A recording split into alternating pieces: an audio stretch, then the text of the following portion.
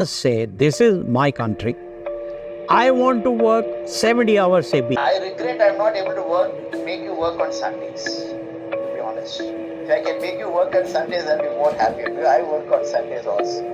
What do you do sitting at home? How long can you stare at your wives? How long can the wife stare at your husband? Come on, get to the office and start working. All right, folks, I've cracked it.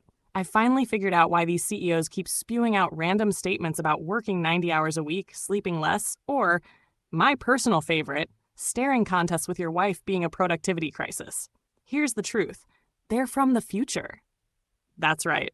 These corporate overlords are actually time travelers from a dystopian world where humanity has evolved into caffeine-powered work drones, a place where weekends are banned, sleep is a corporate sin, and kids don't ask, "What's for dinner?" They ask, "What's the Wi-Fi password for the office?"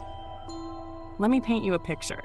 Imagine it's the year 2075. The world has become a giant office park.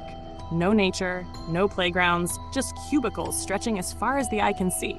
Instead of birds chirping in the morning, you wake up to the sound of motivational slogans blaring from speakers. It's 5 a.m., time to grind or get left behind. People no longer have hobbies. They have KPIs.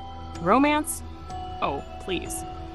Relationships are measured in quarterly reports. Want to impress your partner? Don't bring them flowers. Bring them a PowerPoint presentation with actionable goals. And kids? Forget playing with Legos. These future children are born clutching calculators.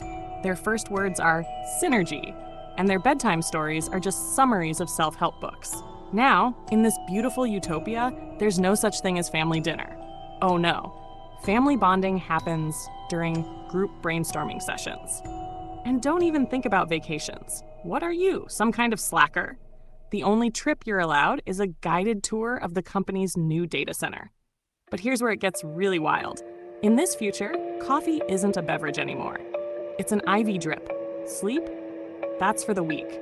Scientists discover a gene that lets you micro-nap during meetings while keeping your eyes open. And if you ever dare to mention work-life balance, you get sent to the Productivity Correction Facility, where they force you to watch TED Talks on loop until you apologize. Now, back to our present-day CEO. He's here to warn us, people. He's telling us to prepare. The only way to survive the future is to start now. Forget your weekends. Forget your families. Embrace the grind. Who needs happiness when you've got profit margins? Because clearly, working ourselves into an early grave is the ultimate form of success. And hey, if you can't stare at your wife for more than 10 minutes without needing a spreadsheet to distract you, that's not a personal problem. That's visionary leadership. So here's my message to Mr. Subramanian and his fellow prophets of the grind. Thank you for the warning, but no thanks.